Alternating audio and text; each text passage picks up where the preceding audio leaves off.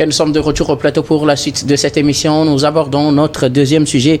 Nous parlons de l'Afrique. Le poids croissant de la jeunesse va faire chuter tous les régimes que l'on dit forts. Une déclaration de Kako Nubukpo, le professeur Kako Nubukpo, qu'on connaît pour sa lutte pour l'indépendance économique du continent, a publié un nouveau livre, L'Afrique et le reste du monde, de la dépendance à la souveraineté, livre à propos duquel il a été interviewé par Le Monde. Et Le Monde, dans cette interview, lui a posé la question des orientations pour ce livre et sa vision, en tout cas, du continent africain. Il estime que la population africaine va doubler d'ici à 2050. Il s'agit d'un bouleversement considérable et cette réalité va faire chuter tous les régimes que l'on dit forts et qui sont en réalité extrêmement fragiles du fait de ce poids croissant de la jeunesse, car en face, il n'y a rien. Pas d'emploi, pas de perspective, pas de discours politique mobilisateur, autre que le discours anti-Occident qui prospère au Sahel. Comment ces espaces ne pourraient-ils pas finir par imploser? C'est son interrogation. Alors, je commence par vous. Il a donné son point de vue de la situation. Vous aussi, je veux demander votre point de vue par rapport à ce qu'il a dit. Il pense que les régimes qu'on présente aujourd'hui comme étant des régimes forts ne pourront pas tenir longtemps. D'ici à 2050, la population africaine va doubler. Il n'y a pas de réelle politique pour prendre en compte cette jeunesse. Il pense que les coups d'État là ne sont qu'une conséquence de cette situation, une sorte de revanche par procuration, revanche de la jeunesse à travers les militaires jeunes qui prennent le pouvoir à ces civils chefs d'État élus. Oui, je crois que le professeur Kako Nubukpo a toujours raison dans ses sorties, dans ses analyses. Maintenant, quand il fait ces sorties-là, ces analyses-là, je demande ce que nos dirigeants en font, parce que on ne peut pas avoir de tels diagnostics et continuer par ignorer les réalités que nous traversons. Aujourd'hui, on parle du terrorisme parce que les jeunes sont désœuvrés, parce qu'il y a la mauvaise gouvernance, parce que les gens ne se retrouvent pas dans la gestion de leur pays et du jour au lendemain, ils décident de prendre les armes pour se faire entendre. Tout cela, en principe, devait faire réagir ou réfléchir nos dirigeants, mais tel n'est pas le cas. Et on se rend compte que, au fur et à mesure qu'on avance, les militaires déposent un à un ces régimes-là qui n'écoutent pas leur peuple dans la majorité des temps. Alors, maintenant, avant de vous permettre de continuer, je veux mieux comprendre quelque chose. Quand vous dites que les jeunes prennent des armes, est-ce que c'est les jeunes qui prennent des armes? Puisque la raison donnée par ces militaires, c'est pas parce qu'il y a des jeunes qui ne sont pas employés, qui sont désœuvrés. C'est pas la raison qu'ils avancent pour déposer les dirigeants civils. Ils parlent des questions sécuritaires dans la plupart de ces pays. Dans les pays où il n'y a pas réellement de questions sécuritaires, on parle peut-être de troisième mandat ou de mauvaise gestion du pays. Est-ce que généralement on ne parle pas plutôt de cette jeunesse? Est-ce qu'il n'a pas déplacé le sujet selon vous? Non, il n'a pas déplacé le sujet. Avant d'évoquer le problème d'insécurité, c'est parce que quelque part, je l'ai dit dans mon développement, que les jeunes, la majorité ne se retrouve pas dans la gestion de leur pays, ne se retrouvent pas dans la gouvernance de leur pays, ne se retrouvent pas dans les dirigeants qui sont à la tête de leur pays, parce que vous savez que dans nos pays et généralement en Afrique, c'est que les élections sont toujours contestées, même si récemment aux États-Unis on conteste des élections. Dans nos pays, on estime toujours que les élections n'ont jamais été transparentes et crédibles.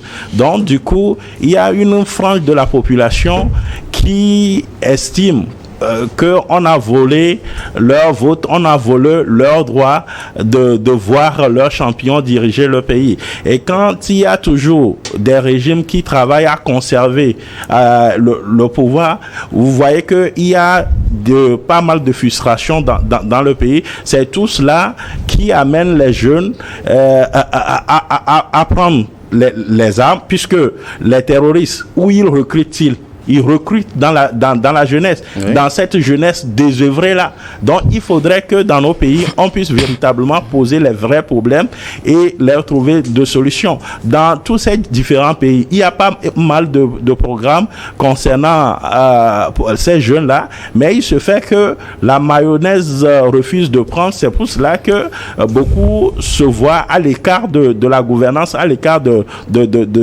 la gestion de leur pays. Donc, il est temps à ce que nos dirigeants puissent véritablement travailler à ce que la jeunesse puisse se retrouver véritablement au cœur de leur gouvernance. Vous avez vu la fois dernière, quand le Sénégal lançait son nouveau programme, c'est la jeunesse qui était au cœur, selon les nouvelles autorités, qui est au cœur de ce programme-là. Partout ailleurs, c'est toujours le même discours qui est tenu. Mais quand le programme est mis en œuvre, la jeunesse se rend compte qu'en réalité, ce qui est fait n'est pas fait pour eux, mais plutôt pour ceux qui sont au pouvoir. Ceux qui sont au pouvoir jouissent plus que d'être au service du peuple. Et c'est ça le danger dans nos pays. Donc, il est temps, une fois que Kakunou Bouquoi pose ce diagnostic-là, il est temps qu'on puisse s'en saisir véritablement pour que des solutions soient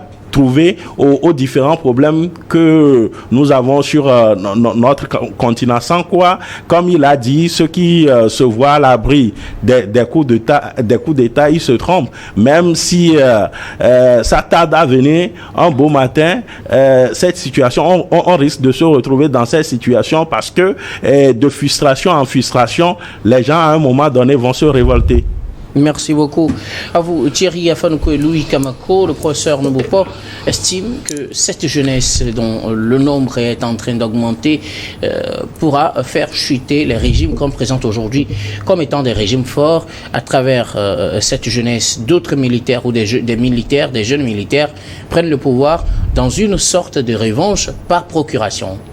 Oui, je pense qu'il d'abord va falloir donner les statistiques, faire un clin d'œil aux statistiques. Aujourd'hui, 60% de la population africaine est jeune. Et ça veut dire tout simplement qu'aujourd'hui, c'est quoi qu'on dit, c'est la jeunesse qui est au pouvoir, c'est la jeunesse qui est aux affaires. Et donc, on essaie en fait de se démarquer de ce qu'on peut appeler l'ancienne école. Il y a un conflit générationnel. Il faudrait qu'on ait le courage de le dire.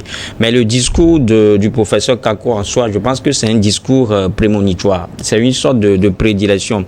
Et les éléments dont il fait allusion sont visibles à l'œil nu. Et tout dirigeant, justement capable ou bien soucieux de l'avenir de la jeunesse doit normalement le voir aussi en face. Et si ce n'est pas le cas, je pense que il y a péril en la demeure. Il a péril en la demeure parce que aujourd'hui, ce qui se fait, on a l'impression que la jeunesse, elle est manipulée. Cette jeunesse est manipulée par des dirigeants qui pensent justement surfer sur ce qu'on peut appeler aujourd'hui le vent anti-français, justement parce que c'est ce vent-là qui souffle aujourd'hui pour rester au pouvoir, pour modifier la constitution ou bien pour changer de régime, pour demeurer éternellement au pouvoir. Il va falloir, les gens pensent qu'il faut justement faire ce qu'on peut appeler aujourd'hui le panafricanisme, c'est-à-dire que s'attaquer ou bien attaquer à tout bout de champ les Occidentaux, faire croire à la jeunesse que c'est justement les Occidentaux ou bien ce sont les Occidentaux qui sont à la base de leurs problèmes. Et donc je pense que tout cela n'est que éphémère. C'est éphémère juste parce que les Occidentaux ou bien les Occidentaux du jour au lendemain vont justement se retirer sur le sol africain. Et c'est là où la jeunesse fera ou bien verra le mal en face. Je crois que ailleurs ça a déjà commencé parce que quand vous prenez des pays qui forment aujourd'hui l'Alliance des États du Sahel, ils ont les nouvelles autorités ont demandé à ce que les troupes françaises se retirent de leur sol et ça a été acté. Je pense que c'est effectif maintenant. Donc aujourd'hui, le bilan est là. On va devoir faire le bilan. Si réellement, c'est la présence, en fait, des troupes françaises dans ces pays-là qui est à l'origine, en fait, des soubresauts ou bien des difficultés auxquelles font face les jeunes, je pense que dans 5 ans ou dans 10 ans, nous pouvons nous asseoir et faire le bilan. Et donc, c'est comme ça que ça va se passer. Dès que la jeunesse va se rendre compte que, en fait, ce n'est pas en réalité l'Occident qui est son problème, et elle va justement se tourner vers ceux qui sont à la tête des nations africaines respectives. Donc je pense que c'est pour ça que je dis que c'est un discours prémonitoire, c'est-à-dire que le professeur Kakou Boupo voit juste le danger de très loin. Et donc, je pense que c'est ce qui se fait aujourd'hui. Et comme je le disais tout à l'heure, tous les dirigeants en sont conscients en fait. Ils savent aujourd'hui qu'ils sont en train de manipuler cette jeunesse-là et ils prennent pour bouc émissaire l'Occident. C'est-à-dire que, pour vous dire qu'en réalité, c'est l'Occident qui est votre problème. Et en réalité, eux-mêmes, ils n'ont pas une politique dirigée vers la jeunesse. On parle justement, quand vous lisez l'interview de bout en bout, vous allez justement remarquer que le professeur a justement touché, a mis un accent particulier sur ce qu'on peut appeler aujourd'hui l'adéquation entre la formation et l'emploi. Et ça n'a jamais existé dans nos pays africains. C'est-à-dire, on forme parce qu'il faut former. Il suffit juste aujourd'hui, vous êtes enseignant des universités du Togo, je pense que dans tes égarements, tu as eu une fois au moins à écouter des dirigeants ou à converser avec des dirigeants à qui peut-être tu as posé la question pourquoi tu étudies telle filière plutôt qu'une autre filière. Et je pense que sur 10, à peine 3 seront à mesure de te dire la raison fondamentale pour laquelle ils ont opté peut-être pour l'anglais par exemple. Juste parce que les gens pensent qu'il faut étudier, eux ils aussi étudient. Et en réalité, ce n'est pas de leur faute. Parce qu'il n'y a pas une politique d'emploi qui a été mise en place par l'État pour justement les diriger. Ailleurs, ce n'est pas le cas. Arriver par exemple en Corée du Sud, déjà sur les bancs, les élèves en fait ou bien les étudiants savent peut-être monter ce qu'on peut appeler téléphone portable. Et nous sommes là, puisque nous sommes des consommateurs parfaits, dans 10 ans, dans 20 ans, ce sont ces enfants-là qui viendront nous vendre des appareils, des téléphones portables et nous allons justement nous asservir pour faire nos TikTok et tout, pour faire de n'importe quoi avec. Et quand c'est comme ça, je pense que du jour au lendemain, ça va se retourner contre les dirigeants. C'est de ça qu'il est question. Maintenant, quand on parle des coups d'État en réalité, les coups d'État, ceux qui le font, ces jeunes militaires qui sont là, ont pour dénominateur commun une formation commune. Parce que la plupart d'entre eux, ou bien beaucoup d'entre eux ont été des promotionnaires de ce qu'on appelle aujourd'hui l'école militaire de Cyr. Ils ont été formés à l'école militaire de Cyr, ils ont reçu presque la même formation.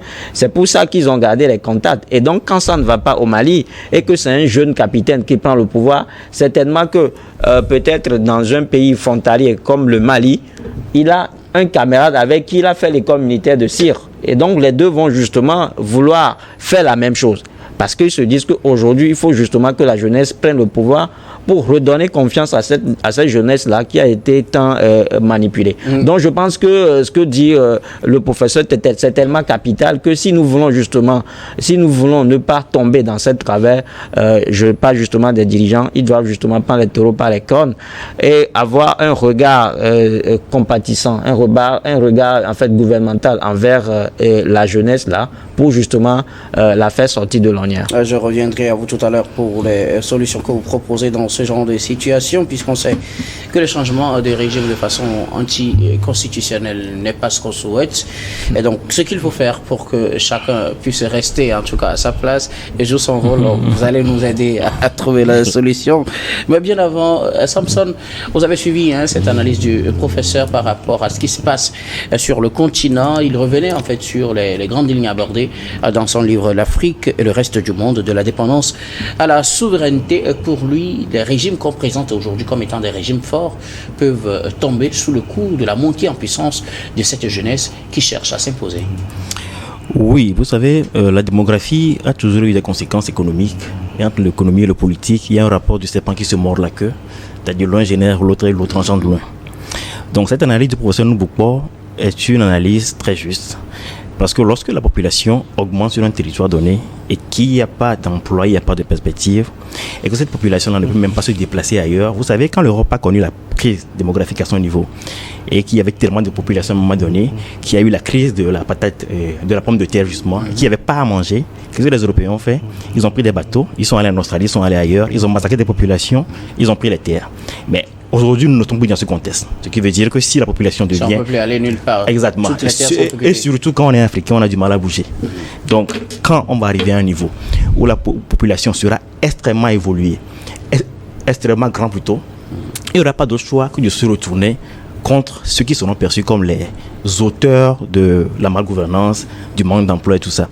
Nous, Paul a clairement dit dans ce livre-là, la population augmente et va doubler d'ici 2050, mais à côté, nous avons le changement climatique qui fait baisser la production agricole de 20%. comment on peut nourrir des gens alors que la production baisse et que la population augmente. Et dans cette analyse, ce que j'ai aimé, c'est qu'il a aussi pointé du doigt le grand schéma. C'est-à-dire, ce n'est pas juste une question de nos chefs d'État qui ne gouvernent pas bien, c'est aussi une question de la conjoncture politique internationale qui est compliquée. Et justement, j'apprécie lorsqu'il dit par exemple que les néolibéraux sont intellectuellement malhonnêtes. Parce que vous ne pouvez pas imposer au pays comme le nôtre une politique qui est basée sur la libre concurrence des prix et sur la flexibilité du capital et du travail, alors qu'à côté, c'est vous qui fixez les prix. Nous n'avons pas nos mots à dire. Le cultivateur de cacao ivoirien reçoit moins de 10% de ce que la chaîne de cacao génère. Ce sont les grands chocolatiers qui empochent les profits. Et à côté, vous dites que le capital et le travail doivent être facilement mobiles. Mais essayez tout à l'heure d'aller en France, essayez tout à l'heure d'aller en Angleterre, vous verrez comment vous demandez des papiers, des tonnes de papiers, vous n'aurez peut-être même pas le visa, après devoir payer quand même pour aller à l'interview. Donc finalement, le capital lui circule, mais nous ne pouvons pas circuler. Donc la solution que nous proposons dans son ouvrage, c'est qu'il faut, au-delà du fait que nos États, même à leur niveau, doivent pouvoir faire preuve d'une certaine bonne gouvernance, doivent pouvoir réfléchir à comment créer une adéquation entre l'offre de formation et l'emploi. Il faudrait aussi qu'il y ait une certaine forme de protectionnisme écologique, entre guillemets, qui permet à l'Afrique justement de pouvoir, conserver la population sur place et transformer les matières premières pour créer de l'emploi. Parce qu'il n'y a pas de création massive d'emplois en dehors de l'industrialisation. Il ne faudrait pas qu'on se leurre. Ce n'est pas l'entrepreneuriat, ce n'est pas les programmes pour supporter, des programmes pour sortir de la pauvreté qui créent de l'emploi. Non. Il faut clairement qu'on ait une industrialisation solide. On a les matières premières, il faut qu'on puisse les transformer sur place et les revendre sous forme de matières dérivées ou semi-dérivées pour pouvoir avoir de l'emploi. Et la solution est toute trouvée. Maintenant, si au niveau des chefs d'État, il y a certains peut-être qui ont une certaine volonté d'aller dans ce sens-là, il faut maintenant savoir si les grands de ce monde, les banquiers, ceux qui ne jouent que par le capital, eux veulent bien entrer dans ce genre de schéma, parce que nous ne l'aurons pas. S'il faut que demain, le cultivateur de cacao en Côte d'Ivoire ait au moins 30 à 40% des prix que génère cette chaîne-là, il faudrait que des emplois en Europe en payent le prix. Et c'est ça la grande question qu'on peut se poser.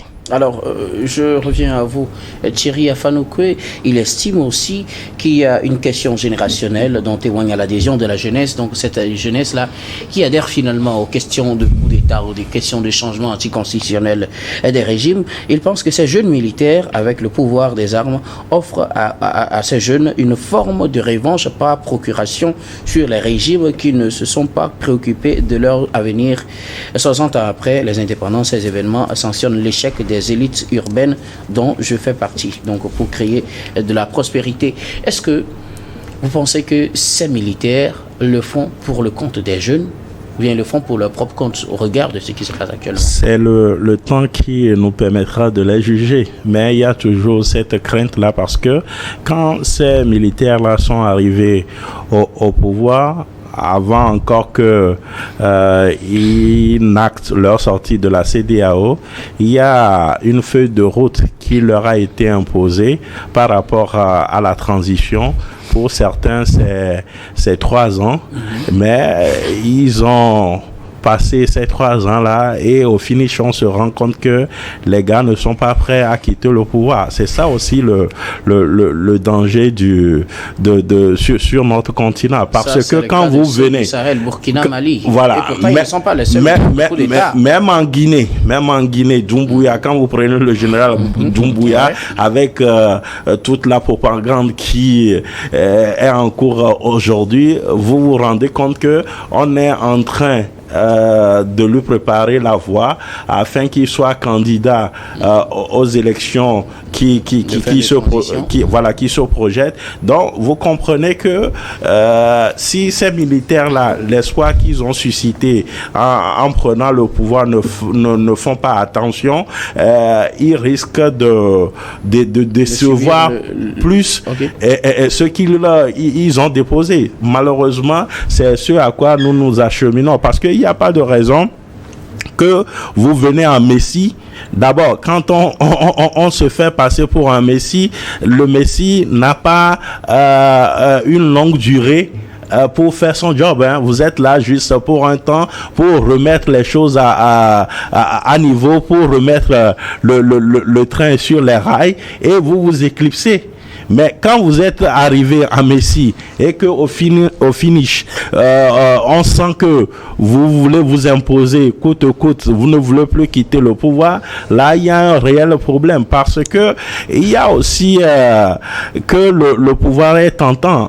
Une chose est de travailler à arriver au pouvoir, une autre est d'arriver au pouvoir et de gérer. Donc les militaires, ceux qui sont là aujourd'hui et qui ont été applaudis des deux mains lorsque ils ont opéré leur coup d'État, doivent faire extrêmement attention. D'abord, en arrivant au pouvoir, je crois que les premiers discours qu'ils ont tenus, il y a pas mal de ces dirigeants-là qui, je dirais, se dévient, hein, se sont déviés de ce discours-là, et c'est extrêmement attention. Donc, le peuple, ou du moins la jeunesse, est là et observe.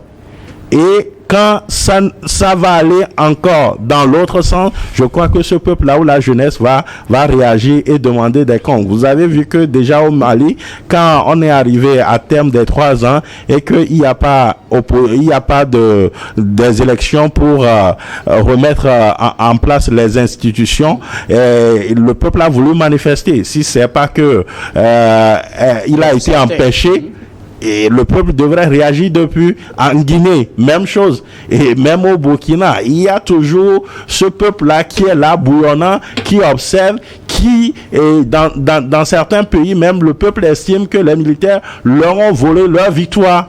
Et ils tiennent coûte que coûte à avoir cette victoire-là. Donc, ces dirigeants-là ne doivent pas s'éloigner de l'essentiel. L'essentiel, pour moi, c'est d'arriver à installer des institutions fortes dans ces pays. Alors, Louis Kabako, on a l'impression que ni les civils, ni les militaires ne doivent prendre pour acquis ces jeunes-là qui les soutiennent.